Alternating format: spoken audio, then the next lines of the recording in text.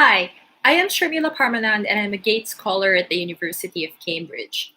For my PhD research, I look at the operating environment of the anti-trafficking sector in the Philippines. I examine the relationships among civil society organizations, government agencies, and their funders. And then I speak to target populations about the effects of anti-trafficking interventions on their lives to identify the strengths and weaknesses of the current approaches.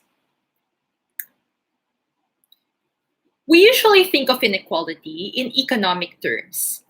Inequality as a disparity in people's income and wealth. And it is true that financial resources affect our quality of life. Economic power leads to more political influence, and wealth begets more wealth. Having capital allows you to invest it or borrow against it. Having said that, I think inequality is a little bit more complicated. Poverty harms everyone who experiences it, but it is experienced differently by different groups of people. In my research, I have seen firsthand the hidden burdens faced by women in poor communities that some of us might fail to account for in our understanding of poverty and economics.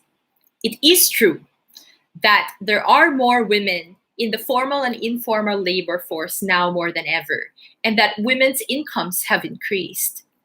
But women are also still primarily responsible for childcare, caring for elderly dependents, and domestic work. These multiple burdens were evident to me when I spoke to female microcredit borrowers in the Philippines for my master's thesis at the University of Melbourne. The results were mixed.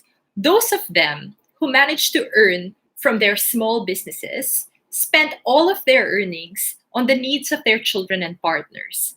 And they reported working longer hours and having less time for themselves. This also happened around the time where the Philippines adopted austerity measures and cuts in social spending for education and healthcare. The women shared that they were usually the first in their family to sacrifice their nutrition or their own healthcare to prevent other family members from experiencing more deprivation. This unpaid, invisible labor performed by women in the household is often not accounted for in traditional measurements of economic progress like the GDP or GNP, and it is a disservice to the women's contribution to the economy. Another example would be when communities do not have access to proper reproductive health care services, poor women tend to suffer more. This is because women disproportionately bear the burden of pregnancy and childbirth. Over 800 women die every day from preventable pregnancy and childbirth related complications. We still live in a world where women are coerced into circumstances that they otherwise would not have independently chosen, such as having more children than they would have wanted, marrying earlier than they would have wanted, staying with an abusive partner, or not reporting rape or sexual violence. In fact, women are more vulnerable to violence, especially domestic and sexual violence. This has serious implications on their mental health. It restricts their mobility and their ability to access public spaces and the opportunities that come with them. Having said that, there are also cultural expectations on men to be financial providers of their families, and this takes a huge mental toll on men in vulnerable employment situations.